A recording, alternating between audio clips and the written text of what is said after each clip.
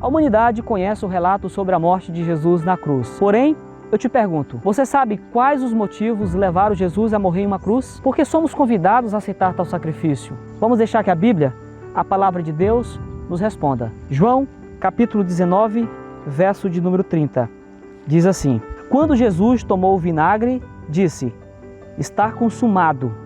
E inclinando a cabeça, entregou o Espírito. Depois de ser julgado em um julgamento sujo e covarde, Jesus foi condenado à morte, e morte de cruz, que era o pior tipo de morte. Era uma sexta-feira, por volta das 3 horas da tarde, quando Jesus exclamou: Está consumado. Ou seja, tudo havia se cumprido, toda a dívida estava paga. Vejamos agora alguns dos motivos que levaram Jesus a morrer na cruz. Primeiro, vindicar o caráter de Deus. Apocalipse capítulo 12 relata de um grande conflito que iniciou no céu.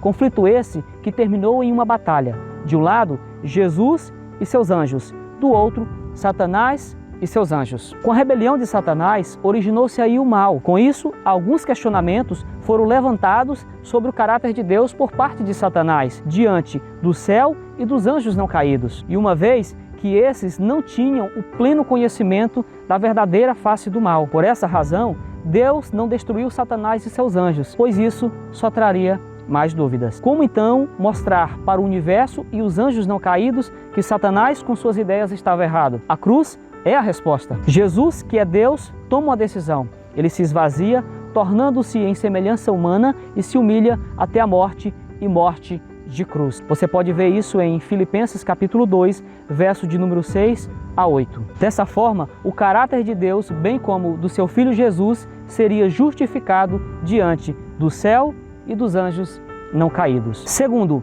satisfazer a lei de Deus. A lei de Deus não pode ser quebrada sem a punição do infrator, pois o salário do pecado é a morte, com base em Romanos capítulo 6, verso de número 23. E o que é pecado? Pecado é a transgressão da lei, com base em 1 João capítulo 3, verso de número 4. O conflito que se iniciou no céu se estendeu para a terra. Adão e Eva foram tentados e caíram, e o Senhor os havia advertido que se eles comessem daquele fruto, eles sofreriam a morte. E a morte ali não é apenas a morte física, mas por consequência a morte eterna. Isso está de acordo com Gênesis capítulo 2, verso de número 17. O que fazer então? Adão e Eva, que quebraram a lei de Deus, deveria agora morrer ou a lei de Deus deveria ser anulada para que eles não morressem? Nem uma coisa, nem outra. A cruz é a resposta. Nem Adão e Eva morreriam, nem a lei de Deus seria anulada, mas sim satisfeita. Terceiro, salvação da humanidade. Mateus capítulo 20, verso de número 28, Jesus afirma o seguinte, que ele veio ao mundo para dar a sua vida em resgate de muitos. João 3, verso de número 17, por sua vez, diz que Deus enviou seu Filho ao mundo não para condenar o mundo,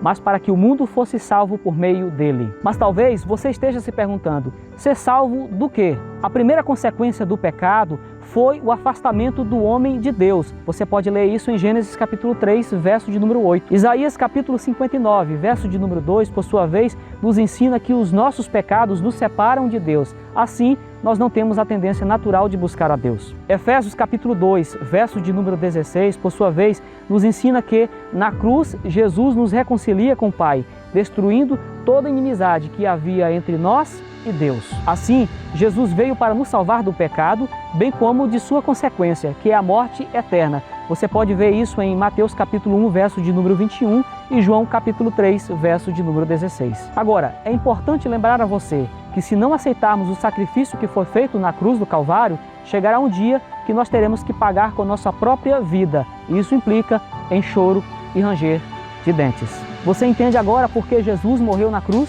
Meu querido irmão e minha querida irmã, eu preciso lembrar a você que a morte de Jesus na cruz não nos atinge de uma forma automática. É preciso eu aceitar e por ela eu viver. Mateus capítulo 10, verso de número 32, Jesus diz: Quem, pois, me confessar diante dos homens, eu também o confessarei diante do meu Pai que está nos céus. Uma coroa de glória espera por todos aqueles que se curvam diante da cruz.